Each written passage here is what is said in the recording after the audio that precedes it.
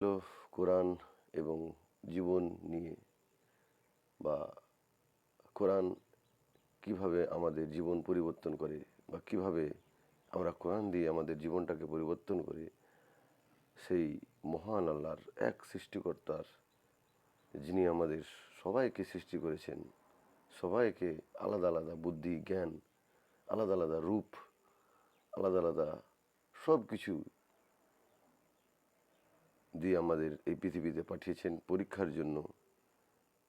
তো আমরা এই পৃথিবীতে এসেছি এবং পরীক্ষার জন্য প্রস্তুতি চলছে আমাদের, মানে আমরা যতক্ষণ বেঁচে আছি আমাদের পরীক্ষা চলছে, আল্লাহ নিচ্ছেন। এই পরীক্ষার মধ্যে অনেক কিছু আসতে পারে, সেটা সুখ দুঃখ, ভালোবাসা, আবেগ, অনেক অনেক কিছু। আমরা যে জীবনটা অতিবাহিত করছি সব কিছু এই পরীক্ষার মধ্যে